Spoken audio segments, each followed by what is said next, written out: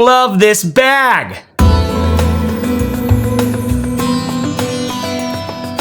We're looking at the Filson 72-hour briefcase thing. Now, a couple caveats here. I am not an angler. I don't have fishing things. I don't hunt or peck. It's a bag that lets me pretend that I'm like an adventuresome guy. Pretend that I have a life outside of my family and day job, and that I might on my spare time just kind of like travel around solving mysteries like Indiana Jones. Okay, it's a Filson 72-hour briefcase, whatever they call it. It's made out of a tin something or other, and I've been looking for a bag like this for a long time. It has that aesthetic where it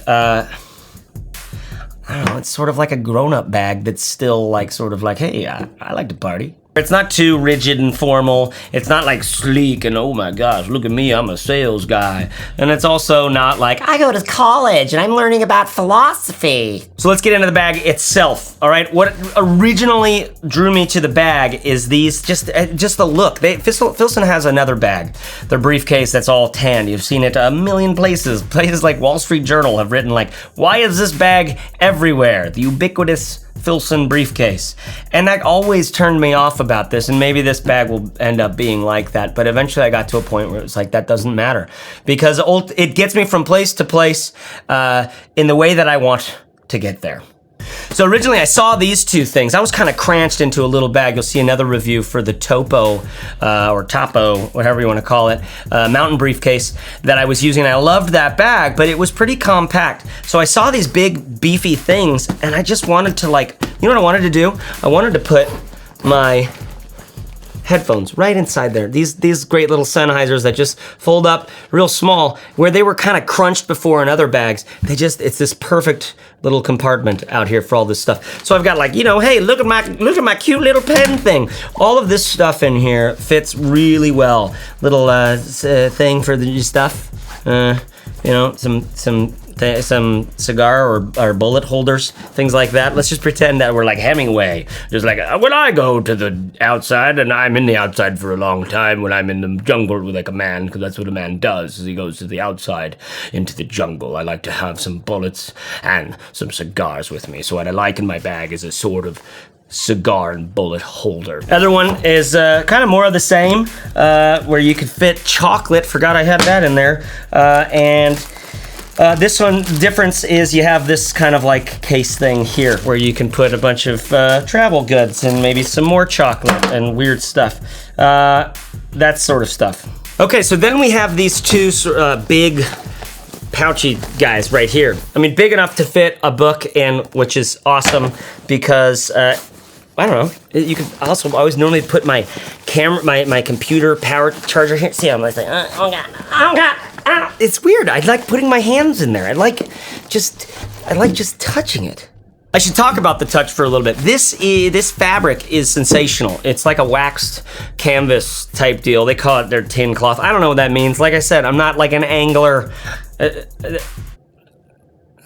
love the heavy, dense feel of it, and I do like these leather bits. I have heard that it can take up to, you know, several months, maybe even a year to break these leather bits in. You know, like everybody wears like the Saddleback Leather bag, like, hey, let's spend, you know, $500 on a bag that's gonna last forever, which I like that. I like the idea of like, hopefully this thing lasts really long too.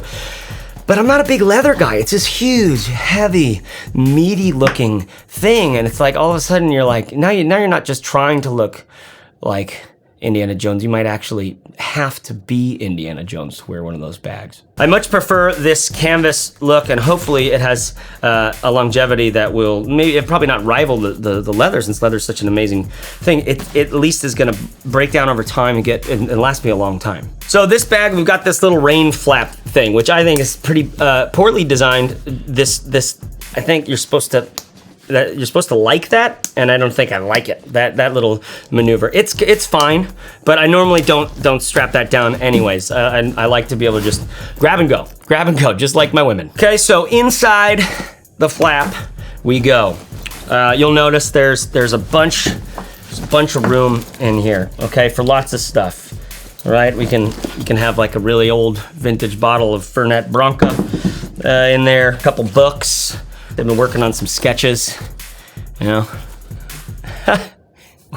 I mean, come on, it's pretty well prepared, you know what I mean? Then you have this great computer compartment up here. It's plenty, it does fine. One thing that's kind of goofy about this is these zippers, okay, listen to them, they're great, they're solid. Oh. Kind of, it's like normally when I hear that sound, I'm about to get whipped, you know what I mean? Real serious, big zippers, huge leather, just like, look at my leather straps. It's like, this is a very S&M kind of bag. The zippers are great. However, when I put my computer in and out, I would show you right now, but my computer's recording the audio. When I pull the computer in and out, like you just get this little scraping of the metal. And it's like, oh, don't touch my computer. It's my favorite computer. So I find myself tipping this back before I do that. Just one little thing, I had to do that on the Topo bag as well, which is sort of a little bit of a bummer. Couple more bits in here, just two big pockets, right? Got my little the little dongles and things that you might need to connect to a presenting station of sorts, things like that. All those little travel bits, good in there. Maybe a couple Cliff Bars in here. All big and good on the inside. Okay, now finally on the back, I don't travel with the roller bag anymore. I'm sure I'll go back to it at some point, but this is pretty killer. You know, you pull the roller bags thing and you pull that, put that right on top, and you don't have to worry about your bag. I was always fiddling with the strap of another bag, trying to like wrap it around and like, you know, design something.